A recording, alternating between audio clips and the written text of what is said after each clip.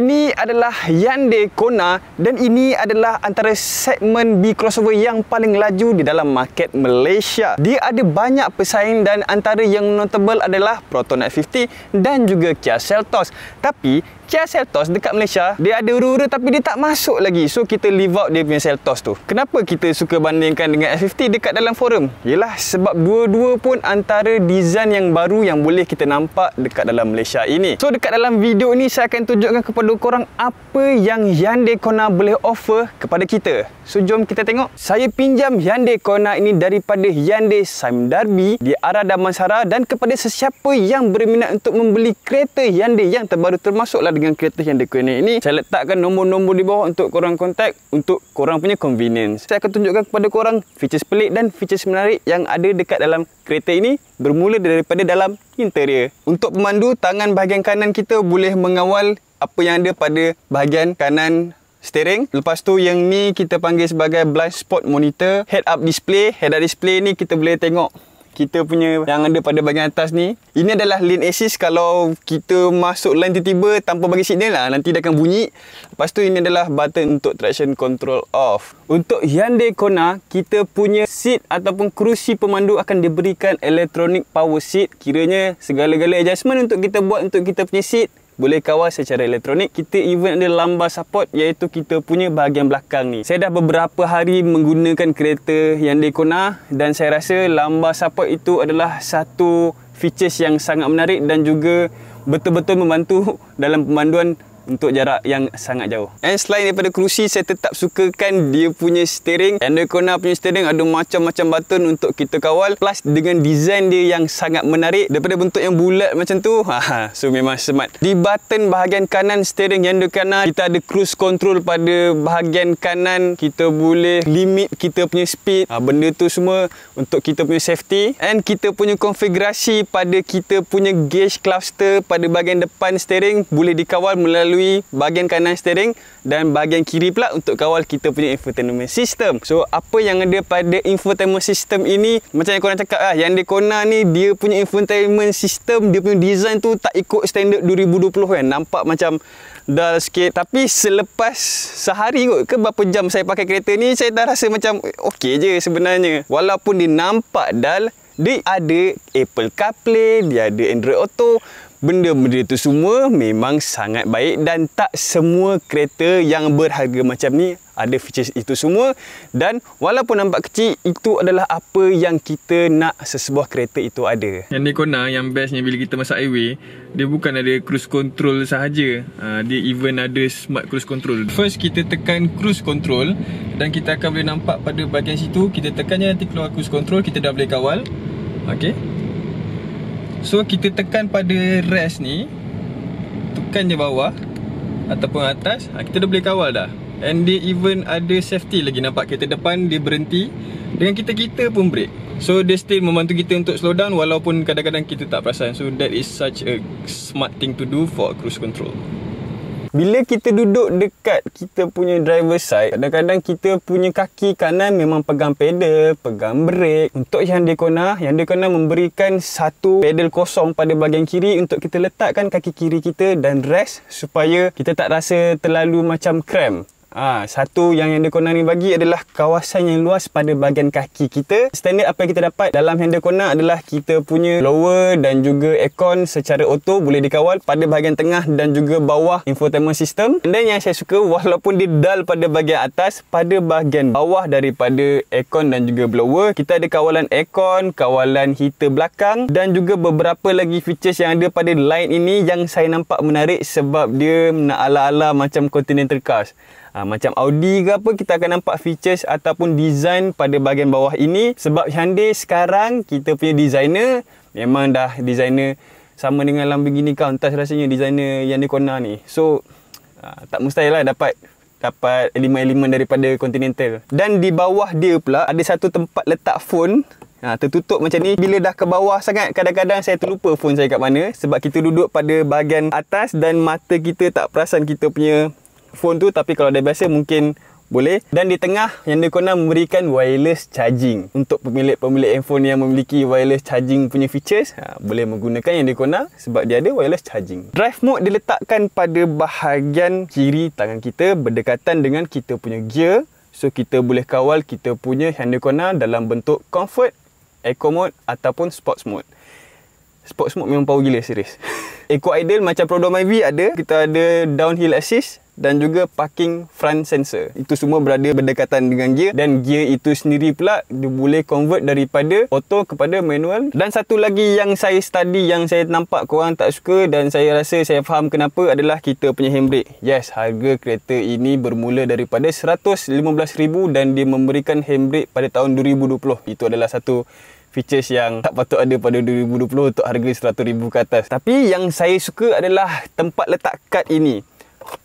Selalunya kita simpan kita punya kad pada bahagian kanan kiri, tempat tertutup. Kadang-kadang kita tak tahu ada tak sengkok ke tak sebenarnya. So slot macam ni sebenarnya membantu, cuma siapa yang tak memiliki tak faham. Everything is good on the cabin side. Semua yang saya tengok cantik, even dia punya bahagian yang kata dial ni pun saya dah boleh adapt, kecuali kita punya position untuk kita punya radio. Walaupun saya ketinggian 180 dan bertangan panjang, tapi still susah juga.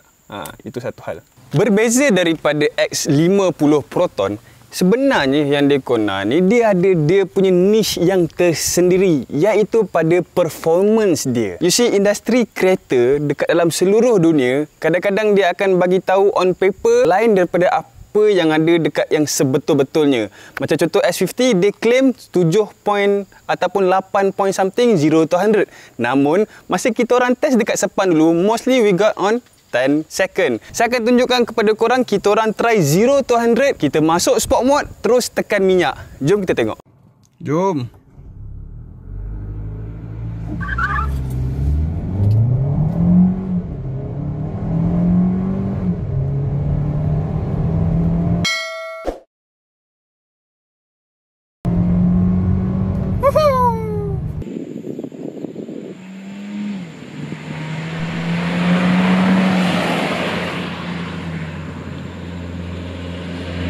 So kita boleh nampak kita punya test untuk 0 to 100 memang betul-betul kau-kau. So bila kita dah tengok performance yang setinggi macam tu, kita akan mula perasan yang harga yang diberikan untuk Hyundai Kona ini dah mula nampak reasonable. So kita dah boleh nampak yang features bukanlah satu-satunya perkara yang Hyundai Kona bagi kepada kita. Malahan dia bagi performance yang very nice. Untuk segmen dia, dia boleh dianggap yang paling laju. Kita punya exterior dan juga design very interesting. Media review akan cakap benda yang sama pada bahagian depan. Saya suka pada bahagian belakang. Bahagian belakang ni sama tirus dengan bahagian depan. Dia punya lampu belakang dan juga dia still bagi design yang orang kata konservatif dan juga pelik sedikit daripada kereta-kereta yang lain, iaitu design pada lampu-lampu yang diberikan kepada kita. Performance yang sangat hebat yang diberikan oleh Hyundai Kona mempunyai sedikit keburukan dari segi dia punya saiz. Kita punya saiz dan juga dimensi Hyundai Kona adalah lebar 1.8, panjang dia 4.16 dan juga ketinggian hanya 1.58 meter. Berbeza daripada Proton X50, pesaing rapat dia lebih besar pada kelebaran 1.88, kepanjangan 4.33 dan juga ketinggian 1.609. Secara keseluruhan X50 besar sedikit daripada Hyundai Kona. Hyundai Kona yang saya tengah bawa ni adalah 1.6 turbo, dan untuk yang lower spec dia adalah 2.0. Dia sama macam ala-ala Honda Civic, sebab Honda Civic pun sama, dia 1.5 turbo, and lower spec dia akan ada 1.8. So benda yang sama juga, lower spec ada sisi yang lebih tinggi, tapi yang high spec dia ada turbo. Hyundai Kona memiliki 177 horsepower dan juga 265 Nm of torque. So kereta ni memang sangat kuat. Sepanjang saya drive Hyundai Kona dekat dalam town, sedikit rasa macam tak berapa nak selesa sangat. Sebab apa? Sebab kereta ni ada sedikit turbo lag, which is kalau kita dalam town kita banyak pecut lepas. Jadi bila kita ada turbo lag tu, dia take time, so kita punya badan ni jadi macam penat sikit. Sebab kita dah bersedia tapi dia tak pergi, macam tu. Tapi bila orang sedang masuk dalam highway, very good, ikut je apa yang kita nak. Dan kita even ada smart cruise control, which is very nice lah. Saya sangat sukakan smart cruise control tu. And apa lagi yang saya suka berkenaan Hyundai Kona adalah dia punya practicality. Macam contohnya tempat letak slot card mudah, tangan kanan, tangan kiri memang senanglah capai. Dia even ada lumbar support. Even headrest dia ni memang betul-betul besar. Dan saya duduk dalam kereta-kereta lain, headrest dia lain sikit. Memang saya rasa selesa gila. Lane assist. Lepas tu dia ada eco idle macam Roda Mavic. Tu ada front parking sensor. Benda-benda tadi tu very nice. Dah menjadi nature sebuah SUV. Kereta ni memang betul nampak tinggi sikit lah. Untuk siapa sebenarnya kereta ni? Pendapat saya, kereta ni untuk harga dia adalah targeted kepada orang yang nakkan kereta kecil dan pantas.